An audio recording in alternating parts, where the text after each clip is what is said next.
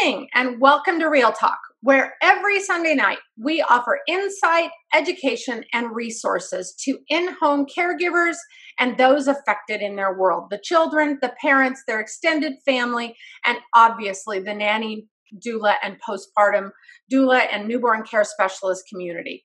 Our goal is to offer real-life topics and learning through discussion of real topics, real issues, and to offer real solutions. Tonight, I am super excited to talk to our guest. This is somebody I've actually wanted to get on here for a while, but it took us a little bit to get there. So we're going to talk tonight to Angela Johnson, who has done some amazing things in the nanny world in a relatively short period of time. She has an extensive childcare background, but in the last couple of years in particular, she has had a profound impact on our industry in so many positive ways. So before we get into our learning topic tonight, because Angela has some really great things to share with us, I want to ask Angela to tell us a little bit about herself, about where she came from, kind of what she's already done in our world, and kind of where she might be going with things. So Angela, welcome. It's good to have you. Thank you. Thank you. Thank you. Where to start? I've been in this industry, and when I say this industry, I mean the childcare industry, for basically all my life, because my parents were teachers and not one toy was ever not a learning toy.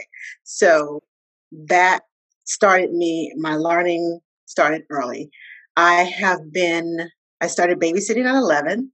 I started my own home daycare at about 22. And then I got into the nanny field when I was about 35. So I've been doing this a while. Lately, I have been doing Ask the Nanny, which is a Facebook Live show on Monday nights. I bring industry experts like Tanya on to talk about parenting, babies, anything that has to do with the children, the parents, and the surrounding community. I bring them on and we talk about what's important to our world. Basically, a mini professional development session on Monday nights. And a couple of years ago, I quit my nanny job and went full-time newborn care specialist. So I love working with babies. And I've had the opportunity to work with about 38 sets of twins. And so that's my specialty, twins and toddlers. And since COVID hit, I've only worked with one set of twins, but I have decided to start doing some motivational speaking. You'll see me all over the internet speaking, and I've done some parent consultations. Parents are having problems with, what do I do here? What do I do there? So 0 to 3 is my area. So I take parents and I coach them, and for the very first time, I virtually sleep coach a parent and got the child to sleep at 4 months.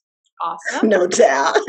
So I'm spreading my wings, stretching myself, and just trying to keep up in this virtual world. Right. So you've also done a lot of work with the U.S. Nanny Association. You want to tell us about that for a sec? Okay, I was going to say that for last, but okay. I am currently the Director of Nanny Services for the U.S. Nanny Association. We have been, we're about 8-9 months old now, and COVID came right in the middle of our explosion, so we had to close down. But we are having our first parent and nanny conference. It's not just a nanny conference, it's for parents too. We have over 40 hours of on-demand videos that we are going to have, and you can sit in your home, get your popcorn, get your pencil, your paper, and take notes and watch the conference, all from the enjoyment of your living room. Fantastic. And we will make sure that there is information in the feed so that for any of you in our audience who are interested in learning more about that or learning from that conference, you will be able to access that information. And one thing Angela hasn't bragged about in here, but I'm going to brag for her, is What is she's that? also an amazing cook and makes fantastic food, including really good jam. And I have a bunch of it at my house. And she makes really great vanilla also. And we've been using that at our house. We had scones yesterday morning made with that bourbon vanilla, and it was fantastic. And then had jam to put on them. So we were enjoying that. So we'll let Angela share all that information in the feed so that if you're interested in any of the many areas where Angela has her hands and is doing it with excellence, you can touch on those. But Angela, you've had such an amazing impact on the in-home childcare industry in the past, currently, and going forward into the future. I know that's not going to change. Tonight, we're going to talk about one specific area that I think personally, when I saw this come up as a potential topic, I was excited about because we don't talk about this enough. This doesn't come up at conferences very often. It doesn't come up in a lot of arenas, except just a little touch on here or there. And so I'm really excited to talk about emergency prepared readiness with you tonight, because this is something that is super important. And, we have to look at, what do we do when something really unexpected happens? We think about the little stuff. We think about, oh, I fell and bonked my head. We need to put ice on it. Or, I cut my hand or whatever. But this is kind of more the big stuff we're going to talk about today. So tell us why this was something that you're interested in, why it's something you're passionate about and wanted to share with us tonight. Well, back in 1992, I lived in Alaska, and Alaska is a totally different beast Mm-hmm. than anywhere else. And when I say beast, we deal with beast. Yeah. The first thing they tell you is don't honk your horn at the wildlife. So I learned that first. But it became important to me because I had been in Alaska all of 3.5 months, and my son was playing with the cover to a barbell. It was like a long cardboard tube, and he was in the top bunk, and he was banging on the wall, and it was bedtime. And I went in there and I was like, "Why are you playing with this? You're supposed to be asleep." And I went to take it from him, and he was reaching for it. So I reached up like this and I pulled it back. And I looked up, I felt it scraping against something. I looked up, and the covering of the light fell and crashed across the left side of my face. Oh my And it goodness. ended up cutting my eye. And I was there. My husband at the time was in Anchorage, and I was in Fairbanks. So I was there with 3 children under the age of 5, my own children. And I was like, oh my God, what do I do? And my first thing was call 911. So I'm calling 911, but it's January. It's like 10 to 12 feet of snow right outside my door. I've got to get them dressed because I know I can't see out of my left eye. So I know we're going to the hospital, and I've got to get them dressed in snow boots, snow suits, all of this stuff. And the emergency paramedics, they came and they looked at me and they said, well, ma'am, we need to look at your eye. And I'm thinking, can you take my children into the living room and get them dressed? Because it was 2 of them. Well, ma'am, I need to look at your eyes. Like, wait a minute. I looked them straight in the eye. I said, look, I don't know what's behind, because I was like this. And I told them, I said, I don't know. I haven't looked in the mirror. I don't know what's behind my hand. I don't want to freak out my children. Can you please take them in the other room and get them dressed while this one looks? It was like I took control and just told them, look, this is the situation. I need you to go over here. I need you to do this. And I'm trying not to panic. Right. So they take the kids, they look at my eye, And long story short, three surgeries later, I had 21 stitches on my eyeball. Oh, I had my face on this side was swollen. Thank God it only cut my eye.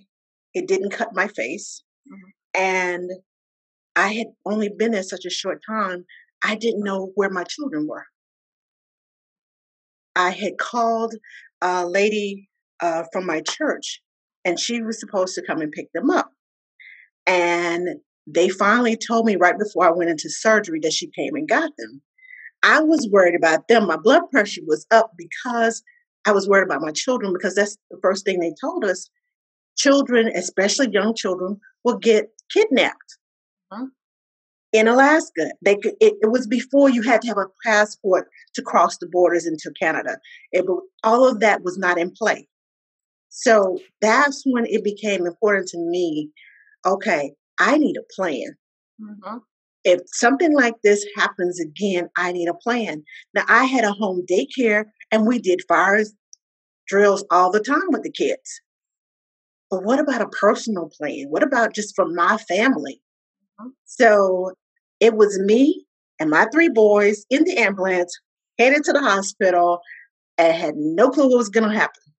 Mhm. So I needed to get numbers together. I didn't even have, all I could do was remember the first sergeant's number because my husband was in the military. All I could remember is his number, and I called him. Of course, he's in an Anchorage too, and he has to call back to Fairbanks to get everybody situated. So I had no plan, Mhm. and it scared me. And my blood pressure was steady rising. They're like, "You need to calm down." I was like, "Where are my babies? Where are my babies? Where are my babies? I can't find my babies. Where are my babies?" That was what I was worried about. And Bet. I don't want another parent, another nanny, anybody to go through that if they don't have to. If you plan ahead, these things happen, you will know. It just so happened I taught my 5-year-old the day before how to dial 911. Well, he was soon to be 5. He was like 5 days out from being 5. And I said, now, if something happens, an emergency happens, I need you to dial 911. So when I went to grab the phone to dial 911 when the accident happened, he had already called them.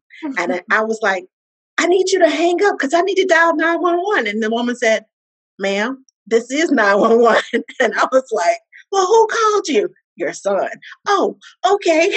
So I was glad that I taught him what to do. I'm glad that he recognized at the age of 4, this is an emergency. Mama needs help. So that part but that was as far as I had gotten. So being prepared for any type of emergency. And this was like a freak accident. And it could have, the doctor told me if I hadn't looked up at the angle that it cut me, it probably would have went straight through my brain and I would have been dead. Wow. So that was what just kind of really put a fire under me to take the CPR class in Alaska because it's totally different. Living in Alaska and surviving the wilderness and the snow in Alaska is totally different than living in the lower 48, which is what they called it. Mhm. So I took the first aid. I took all, and I made a plan. We had to have a plan of escape for fire drills, but I made a plan for my personal family. Right. And that's what I want to do is help personal families come up with a plan, come up with a meeting place, come up with all these emergency preparedness. And the first thing starts with have a plan.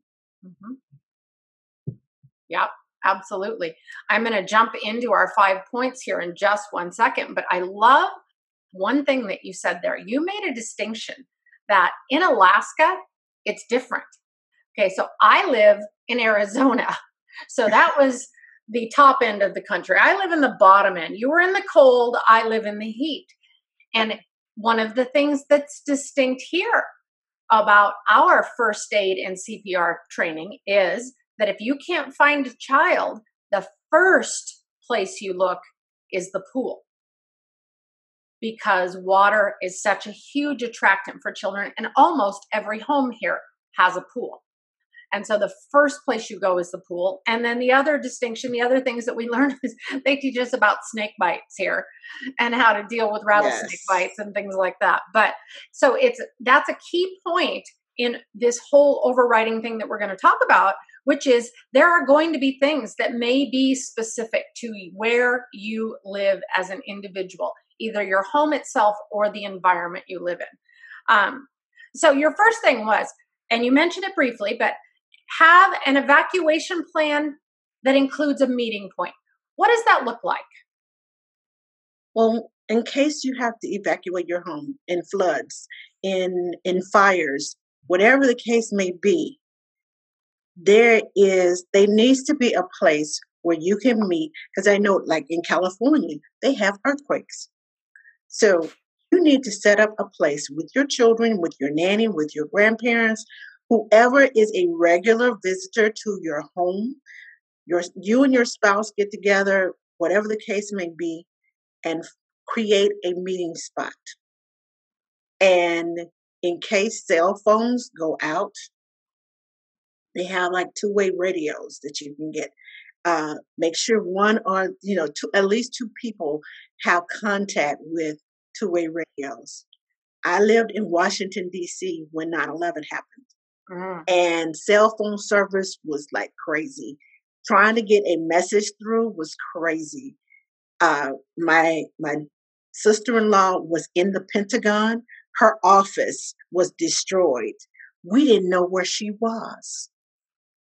But we had a two-way radio. And it came in a 3-pack. She had one, we had one, and my husband's brother had one, so that we all three of us could contact one another because we all lived in Maryland at the time. So we had these 3-way radios, and that was the only way we got in contact with her. And then, even then, it was still hard. But you need to have a place designated so that everybody is safe. Everybody is safe. Everybody meets up at that spot, and then you decide, okay, what are we going to do from here? What's the best route? Okay, my home is not destroyed. We can all go to my home. My home is not destroyed. We can all, wherever that is, you need to have that place, a meeting place, because anything can happen. Fire breaks out. I've even known in Florida, an alligator got in the house. So, yes, alligator got in the house. I mean, it was like, it wasn't a huge one, but it was big enough to bite a child. And I was like, nope. So it was a friend of mine, and she came running down the street and came to our house. Our house was a safe house. And she came running down the street. She said, "There's an alligator in there. I trapped him in the bathroom, but I can't go back in there. I'm too scared." So I called the security where we worked, and they went over there. They called the animal control center and everything, and they got the alligator out. But she was still scared to go home. So she stayed with me for the rest of the day. She called the parents and let them know, "I have your child, and we're at over with Angela, and we're staying here until you get home to check and see if there's anything else in the house," because she didn't want to take the baby back home, and because she was scared. Right. But she had a plan. And you never know what's going to happen. Like in Florida, there's gators everywhere. Mm-hmm. In Louisiana, there's gators everywhere. So it's like Tanya said, it is dependent upon the region that you live in as to the emergency that you're going to have, but have a plan in place so that you will have a place to go, somewhere safe that you can stay and keep whatever child you have in. The kids don't know. They think they're going to a play date, and that's fine. But you're the one who is freaking out and like, "Oh my God." So don't freak out. Have a plan in place. Once you're safe, that's when you freak out. Right. Once I knew my kids were safe, that's when I freaked out. Right. Of course. Absolutely. I've been there for sure. So the second thing we're going to talk about is fire drills and having a second floor fire ladder. And I can tell you that as a nanny, as a newborn care specialist, and as a mom, I have always been uncomfortable with being on the second floor for that reason, thinking if there's an emergency, if there's a fire, if somebody breaks in, how am I going to get these children safely out of the house if we're all on the second floor? And I will tell you, we now live on a single story house because I just sleep better. But nevertheless, if we're in that situation, we need to have practice. So single or double story fire drills and having a second floor fire ladder. Let's talk about that for a minute. Yes, you need to have fire drills, and you need to actually I have a smoke detector. It's not attached to the wall or anything else. I bought it for like $6 at Walmart. And I put batteries in it, and I only use it when I had fire drills. I had a home daycare. We had to have an escape plan. And a lot of people ring a bell, and no, I need you to hear the actual sound so that it will not scare you, first of all, because when kids get scared, they run and hide. And that's the last thing you need is for a child to run and hide. You need them to follow your instructions to get out of the door. They need to hear that smoke detector go off. They need to hear the actual sound. I'm not saying that you have to play it for a minute and a half. Just, beep it a couple of times so they'll know this is a loud noise. Mm-hmm. This means let's go to safety. It does not mean let's go run and hide because I'm scared to death. So if you practice with your children and let them know there's a way to explain it to them in their language. We're doing a fire drill just in case a fire breaks out. If they're school age, they do it at school all the time. They have fire drills at the school all the time. The fire drill at school sounds totally different than the fire drill at home, but they need to know what that smoke detector sounds like in your home.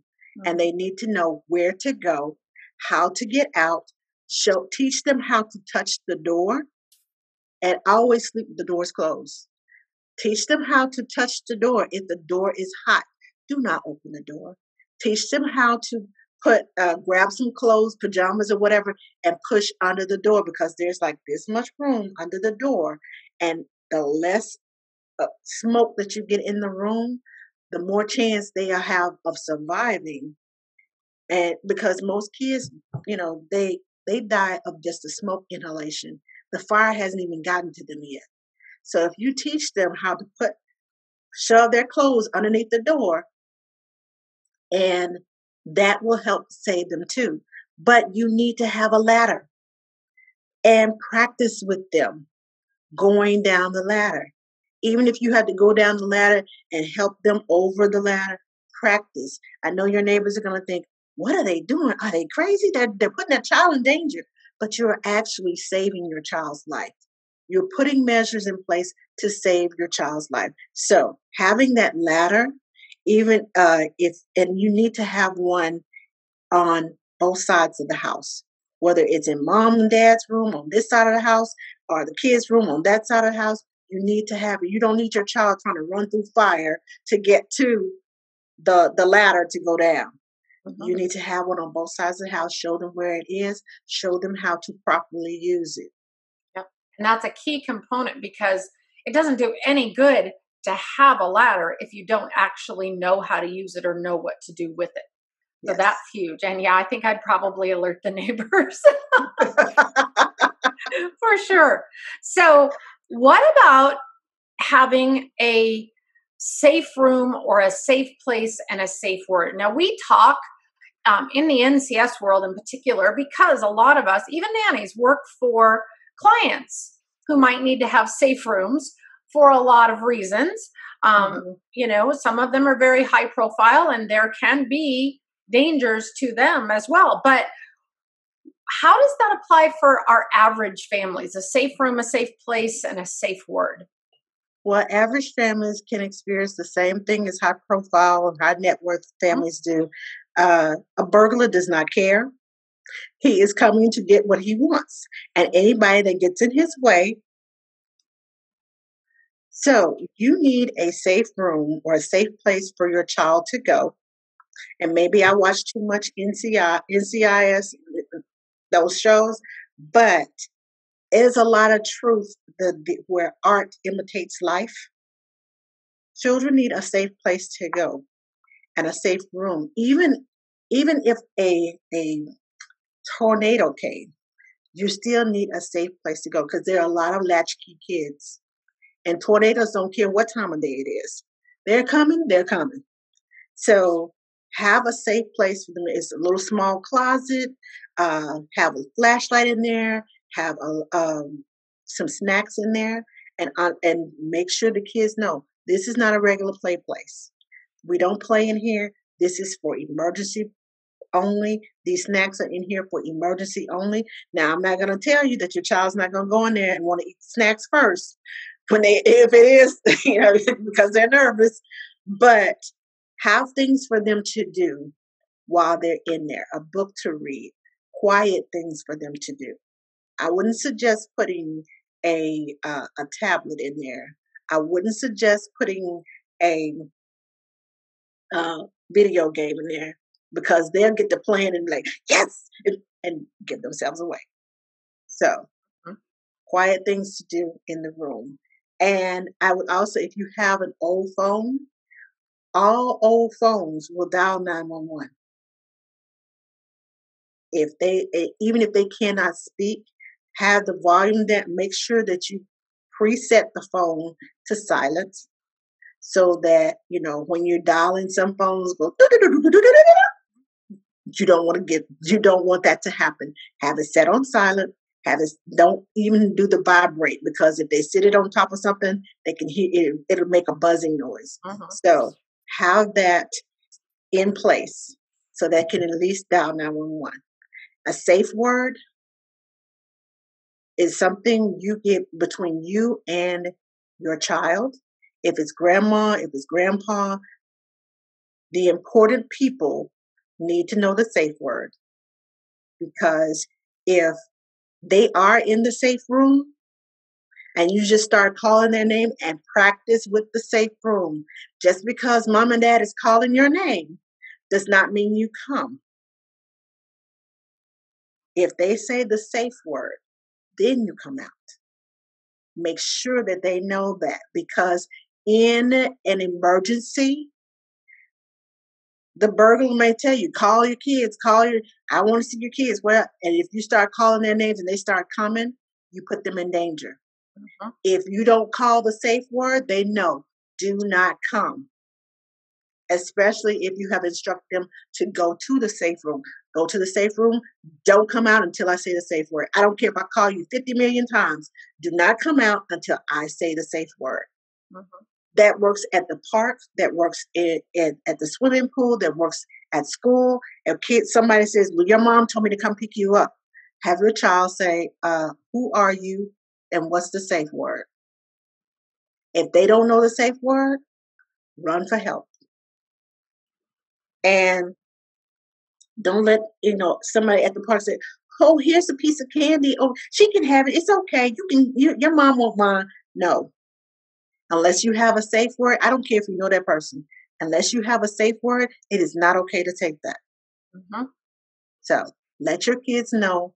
Let grandma and grandpa, when somebody comes to the school, have them check the ID. I don't let anybody, and I tell my parents, I don't care if it's grandma that has lived here with you forever and ever. If I have not met them and you do not say that they are okay, I'm checking ID. So if they come and they don't have an ID, I'm not letting your child go. Yep, absolutely. Those are key things. And I think a lot of times people think that that's overkill, that it's too much. But you know what? When I'm responsible, whether it's my kids or somebody else's, I would rather do too much. I'd rather be too much than to take a risk with a child's safety, because there are so many ways they are so vulnerable. And unfortunately, there are some really creepy people in our world. Yeah. Oh, yes. Oh, yes. Yeah. So one of the things that you mentioned that I would love to have you talk about a little bit is you said they need to understand how to do a low army crawl for safety. So talk to us a little bit about that. Okay. I work with babies. My specialty is 0 to 3 years old. They find ways to get under beds. They find ways to get under the couch. They find little, just, I mean, it could be this small, but their hands are small enough to fit between the TV and the wall. And there's something shiny back there. I gotta get it. And they get stuck in there. Or they find it and they pull it out, and the first thing they do is go to their mouth. Mm-hmm. You have no clue where that nickel went. I can't find it. That's because it rolls in between there and it's just close enough for your child to get it. Now, what parents need to do and understand is you need to do it in an army crawl. The only way you can do an army crawl, just imagine barbed wire over your head. You don't want to lift up because you don't want to get stuck. I was military, so I've been there and done it and gotten stuck. Mm-hmm. You don't want to do that. While you're down there, your head has to be one way. If you're looking and you see under the couch, that's what? Your baby sees it before you do because they're lower to the floor. Mm-hmm. They're on the floor most of the time. You're standing up or you're on your knees, which means that you're up here, the floor is down here. Your child is like right here. And all they have to do is get down, and they always crawling. And they're always seeing things under the couch, in crevices and creases.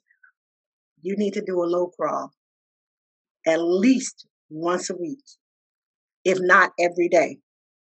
If you take change out of your pocket every day, do a low crawl every day. If there are rooms that your child should not be in, close the doors and put a lock on the door above where they can reach, because those little, they're supposed to be safety locks for the kids, and they lock. Exactly. They lock the parents out, and the kids figure out how to stick their little fingers between the holes and get the door open. Mm-hmm. Yep. So there are latches that can go up at the top, and you have to slide them in order for them to open the door. Mm-hmm. I suggest those. But that army crawl can keep your child from choking. You take medicine and you dropped the pill, or you were sleepy and you thought you picked them all up. There's one little pill left. And they see that one little pill. Oh, that shiny little white pill. Oh, let me get it. Let me get it. It's a piece of candy. Mm-hmm.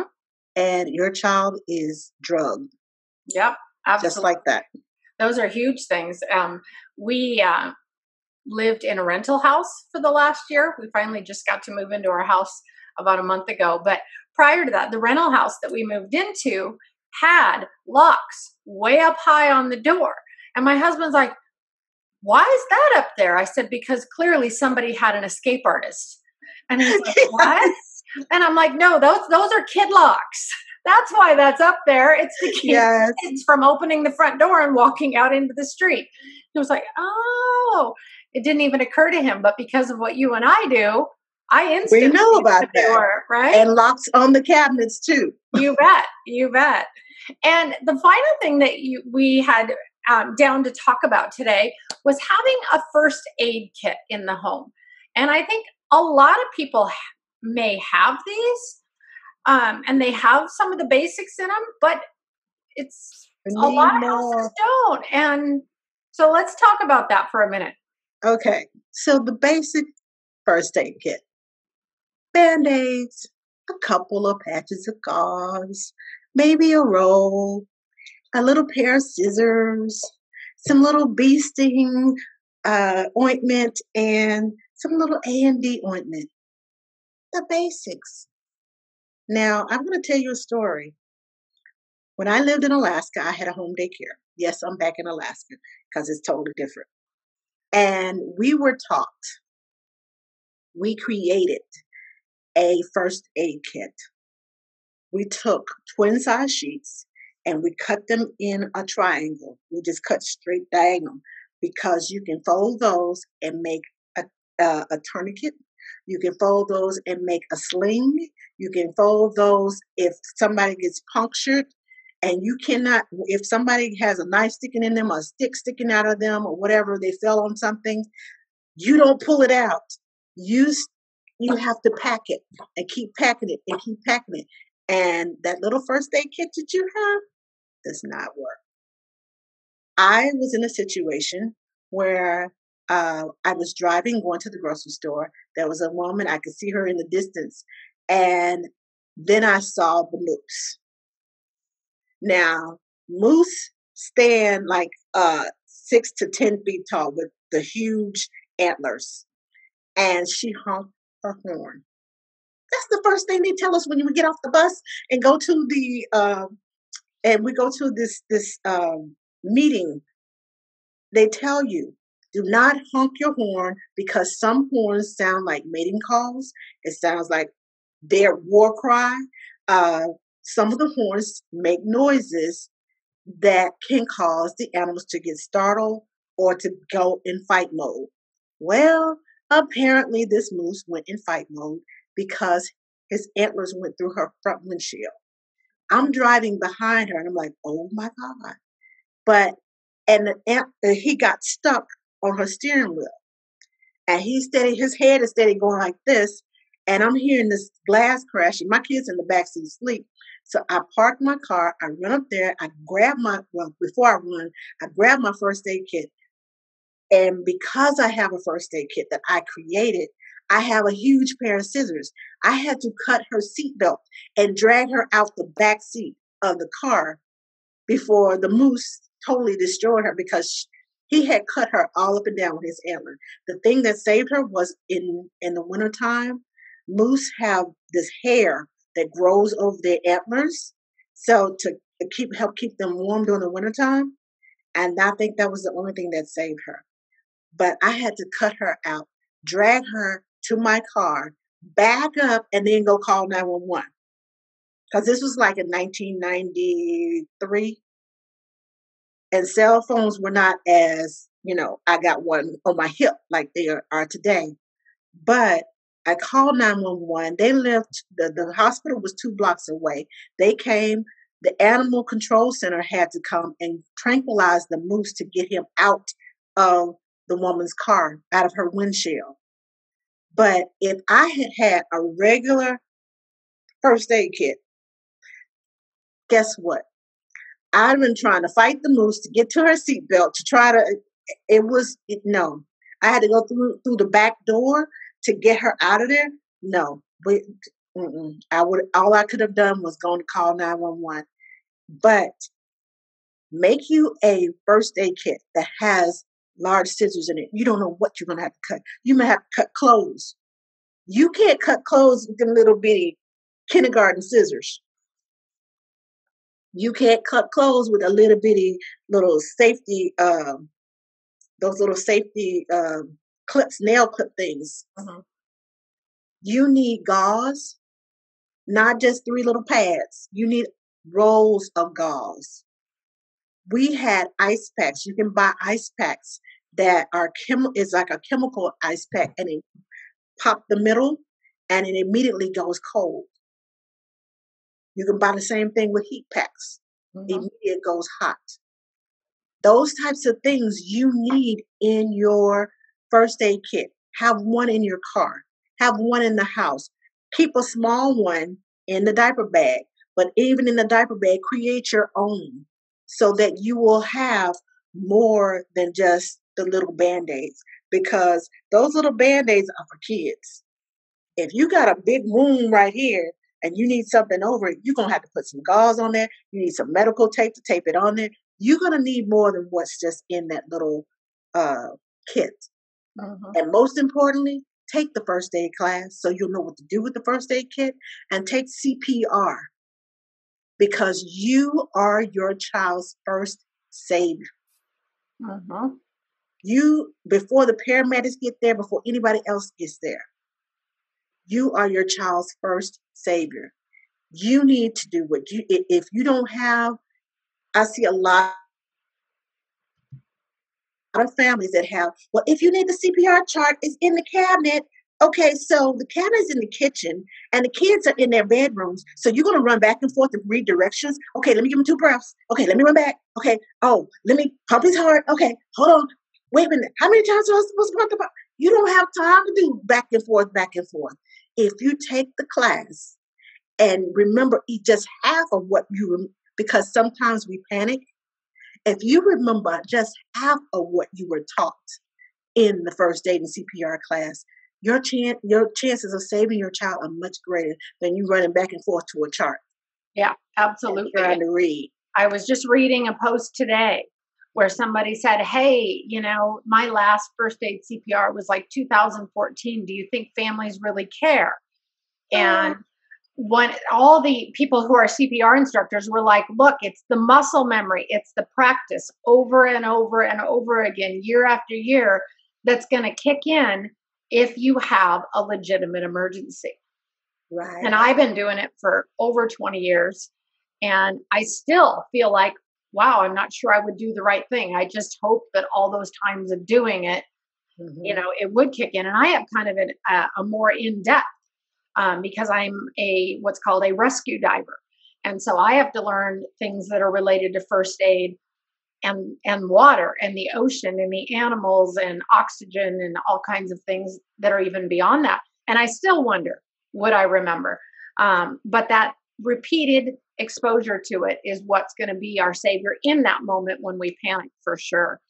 So you have shared some really fantastic tips. And as I said at the beginning, I'm really excited about this because we don't talk about this enough in any avenue, in parenting and childcare, anything. We just don't talk about these things enough.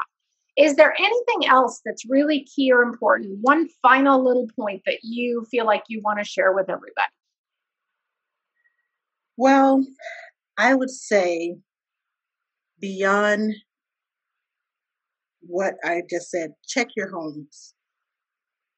Check to make sure that the water is not too hot, because children they just flip the water on and stick their hands in, and the next thing you know, you got burns.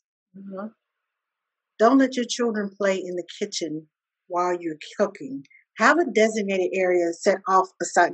And when I say don't let them play in the kitchen, it's okay if they have a special drawer that's away from the stove, because you don't know. You could be over here chopping vegetables and all of a sudden it boils over. And when it boils over, it spews.